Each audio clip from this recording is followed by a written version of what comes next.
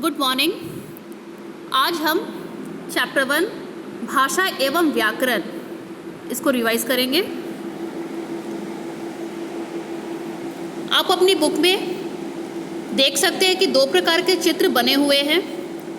पहले चित्र में गूंगा व्यक्ति संकेतों या अस्पष्ट ध्वनियों से अपने विचारों या भावों को प्रकट करने की कोशिश कर रहा है। दूसरे चित्र में बस का कंडक्टर सीटी बजाकर बस चलाने का संकेत देता है, परंतु इन संकेतों तथा अस्पष्ट ध्वनियों को हम भाषा नहीं कह सकते, क्योंकि हर व्यक्ति इन संकेतों को नहीं समझ सकता। शब्दों द्वारा विचारों के आदान प्रदान को ही भाषा कहा जाता है।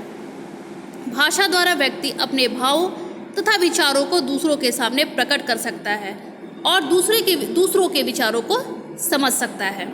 अतः भाषा ऐसा साधन है जिसके द्वारा मानव अपने भावों एवं विचारों का आदान प्रदान करता है। भाषा के दो रूप होते हैं, मौखिक भाषा तथा लिखित भाषा। जब कोई परस्पर बातचीत या भाषण आदि द्वारा अपने विचार प्रकट करता है तो यह भाषा का मौखिक रूप कहलाता है। मौखिक का अर्थ है बोला गया, जैसे व्यक्ति मोबाइल पर बात कर रहा है। अध्यापिका कक्षा में मौखिक भाषा का प्रयोग करके पढ़ा रही हैं। रेडियो, मोबाइल आदि की भाषा भी मौखिक भाषा है। अर्थात मौखिक भाषा वह भाषा है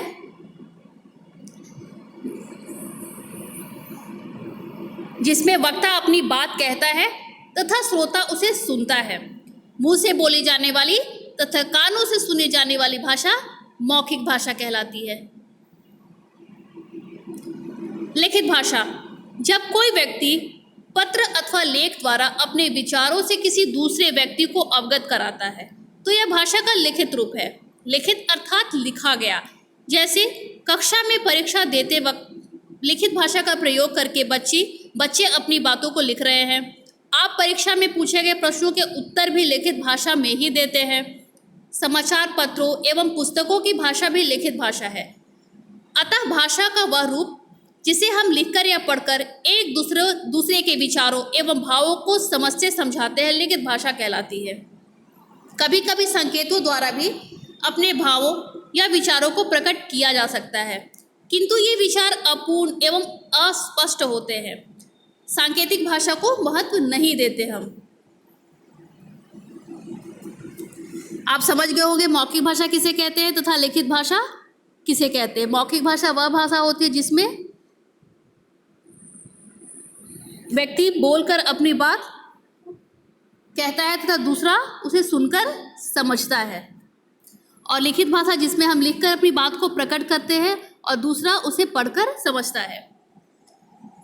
मातृभाषा, मातृभाषा वह भाषा है जिसे बच्चा अपने परिवार से सीखता एवं अपनाता है। परिवार में जन्म से ही वह उस भाषा को समझता और बोलता है।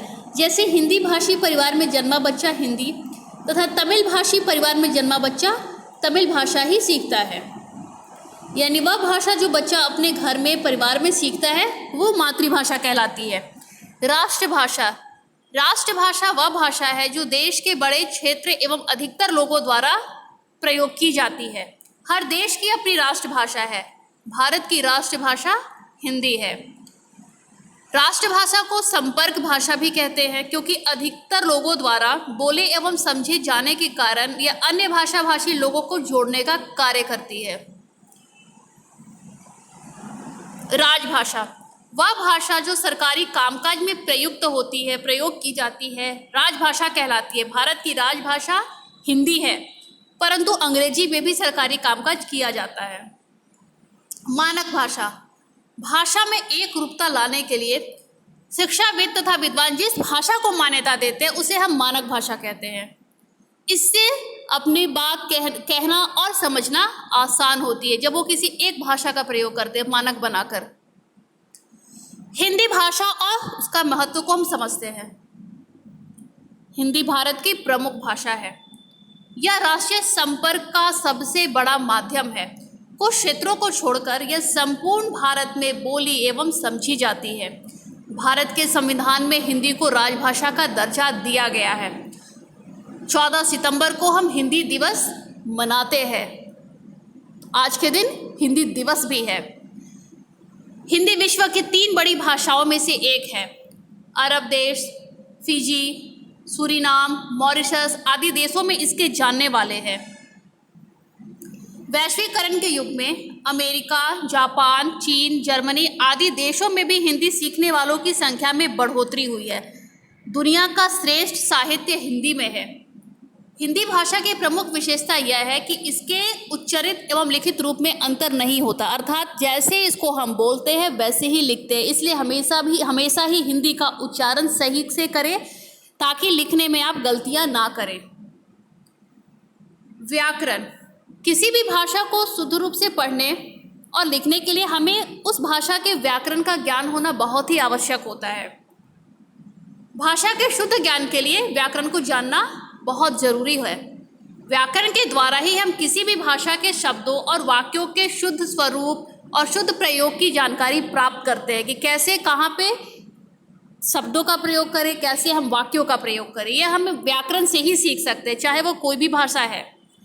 भाषा के शुद्ध रूप का पूरा ज्ञान बिना व्याकरण के असंभव है और भाषा के शुद्ध और स्थायी रूप को निश्चित करने के लिए नियमों की आवश्यकता होती है। अतः व्याकरण वह शास्त्र है जिसके द्वारा हम किसी भी भाषा के शुद्ध रूप का ज्ञान प्राप्त करते हैं।